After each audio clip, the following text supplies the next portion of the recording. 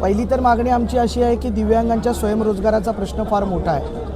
महापालिका अधिनियम 66(1) मध्ये 5000 लोकसंख्येला 2 स्टॉल देण्याची तरतूद आहे।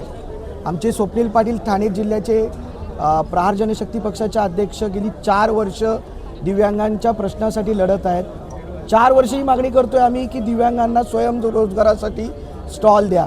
प्रत्येक वेळा वेगवेगळी कारणं दिली जातात, आचारसंहिता, कधी निवडणुका, इतर कारणं देऊन दिव्यांगांना जो मूलभूत प्रश्न आहे स्वयंरोजगाराचा त्यापासून डावललं जातं। दुसरी गोष्ट आहे की दिव्यांगांचा निधी जो आता 2200 रुपये दिला जातो, 2200 निधीमध्ये दिव्यांगांनी कसं जगायचं? इथे महापालिका फार मोठा इथे भ्रष्टाचार करतो।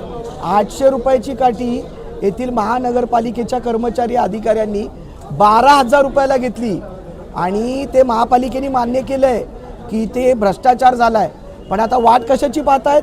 तर शासनाची। कारण की ते अधिकारी ज्यांनी भ्रष्टाचार केले ते डेप्युटेशनवर आले होते आणि जोपर्यंत म्हणे शासन मान्यता देत नाही तोपर्यंत आम्ही गुन्हा दाखल करणार नाही। म्हणजे आज ज्याला 2 हात नाही आहे, 2 पाय नाही आहे, त्यांचं पण या लोकांनी खायचं सोडलं नाही। या अशा भ्रष्ट अधिकाऱ्यांना आज आम्ही धडा शिकवण्यासाठी माननीय बच्चूभाऊ कडू यांच्या मार्गदर्शनाखाली इथे आज मोर्चा घेतलेला आहे। जोपर्यंत आम्हाला ठोस निर्णय मिळत नाही तोपर्यंत आम्ही इथून हलणार नाही आहोत। अधिवेशन चालू आहे, काही अधिवेशनाची कामं सांगून मॅडम मंत्रालयात आहेत असं आम्हाला त्यांच्या खालच्या अधिकाऱ्यांनी सांगितलं आहे। मॅडम येत नाही आहे, जोपर्यंत आम्हाला ठोस निर्णय मिळत नाही तोपर्यंत आम्ही महापालिकेचं गेट सोडणार नाही आहोत।